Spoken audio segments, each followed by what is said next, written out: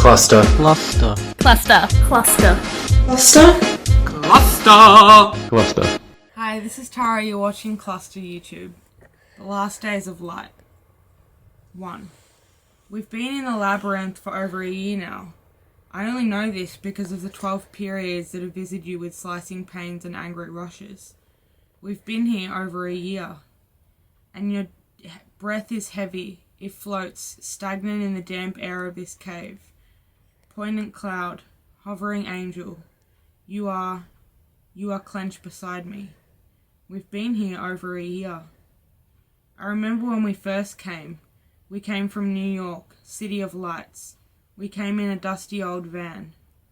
I saw you alone on the side of a stretching road, a white flower in a barren abyss.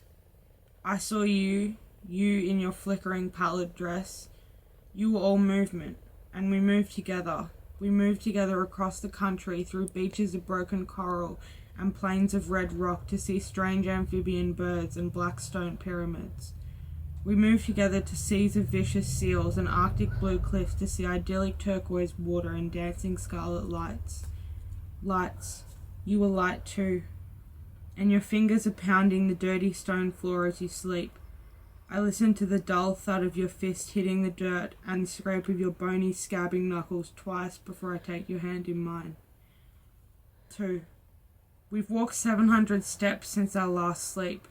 I only know this because you've counted every one aloud in a monotonous, depressive drone. I think you are going mad. I loved you.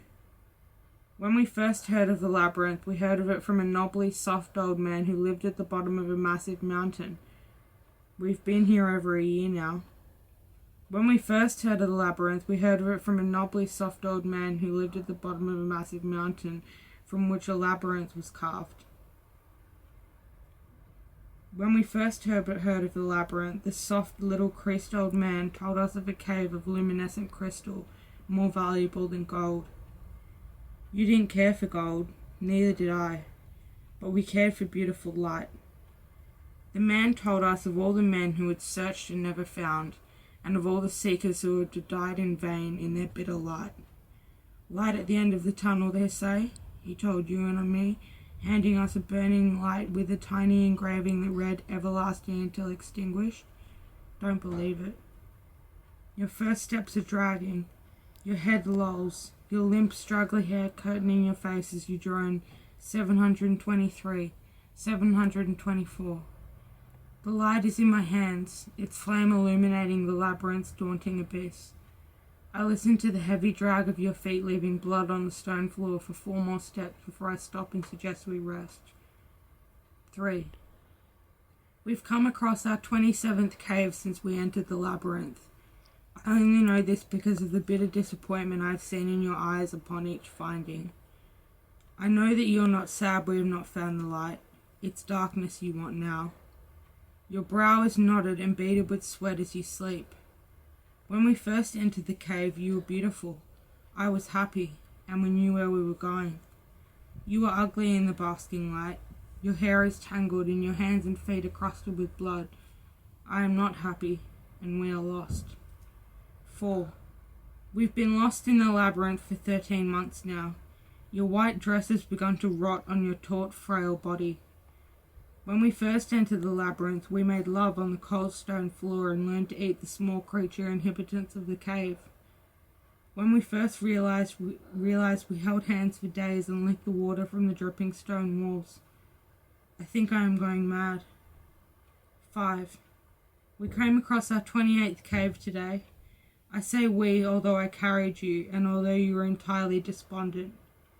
We came across our 28th cave today, and the only light we saw was that of the everlasting lamp. You've told me you hate the lamp. The 28th cave arched high, a canopy of rock over a silent, stagnant pool of dark, seamlessly bottomless water. I place you in the water and wring the blood from your dress. You are crying. I take your brittle, shaking hand and begin soaking it. The pool around you is turning blacker with the scarlet of your wounds. You are weeping. I take your dilapidated, soundless body from the water and strip you of your dress, lying it on a rock. I dry you and then dress you in your jacket and thermals. You are sobbing. You say it is the light. I do not understand. You are becoming hysterical. We left the 28th cave 2 sleeps ago. You've taken to attempting to run into the darkness when you're mad. I've taken to grasping your hands as we walk to ensure you do not run into the darkness. I do not know what is in the darkness. 7. Last sleep you attempted to extinguish the lamp. I am furious. I have told you how we need the light to see and know and live. You don't believe me. You think I am mad. 8. I have walked 7,000 steps since our last sleep. You have walked 2,200. I only know this because you have taken to pacing instead of resting. I tell you to rest. You say 2,217, 2,218. I tell you I cannot rest while you pace for fear you will leave me for the darkness. You say you need the darkness, that you hate the light, that we should extinguish the lamp. 9. We have not extinguished the lamp. You've become weak again, and I am carrying you as we come across our 29th cave. It is unilluminated apart from the steady light of the lamp. 10. You've tried to smash the lamp 37 times. I know this because of the excessive hysterical behaviour that has ensued these occurrences. You scream we need the darkness. I tell you to sit in the far corner of the cave and indulge in the shadow. 11. We met our first person in the labyrinth. She was curled in a fetal position around a lamp similar to ours, not 200 meters from the 29th cave. When we found her, she was scarcely breathing, and upon wrenching her from her hunched ball, she was barely more than a skeleton. I said we could help, we would take her and care for her. She wished only one thing. She wanted the darkness. I cannot leave or extinguish my father's lamp, she whispered. I cannot, it is his light. We met our first person in the labyrinth today. She was an irrevocably lost child whose father had died in some cave back. She wished for only an end to the darkness which she fears and desires most. She will wait till her dying breath to extinguish the light and face the darkness with which she will die.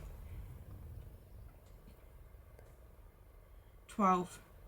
When we first entered the labyrinth, you were mine, my resplendent virtue, harmonious being. Now you are mad. You say you are mad and sick from the light. I say you are sick from the water. When we first entered the labyrinth, your hair was blonde as corn. Now its white and thin remains have clumped at the nape of your neck, a matted knot behind a bitter, bloodless face. 13. We have not moved in the labyrinth for 6 sleeps now. You are very sick. I think you may die soon. 14. You are dying between 707 steps and 709 steps past our 29th cave. I can only guess this because your last step was a fall. Your hands are touching my face and your eyes are screwed shut. I am dying, you say. I say I know. I loved you, you say. I say I know. We need the darkness, you say. I say maybe we did. You look at me once and blink, bringing a skeletal finger to your wet lips. I look at you, your hand quivering. You touch the burning wick and the light extinguishes. I feel your body limp in my arms. I touch your neck and feel stony, lifeless flesh. I love you, I say. And as I grasp your stiffened corpse in my trembling arms, the lamp's flooding light subsides, deteriorating into darkness. I clench your hand, cold first in mine, and the darkness breaks, giving way to a ceiling of glowing, twinkling light. 15. You died 700 steps from our 29th cave, and in the agonizing bitterness of your dark abandonment, the fully fledged darkness illuminated a trail of incandescent, priceless crystal light.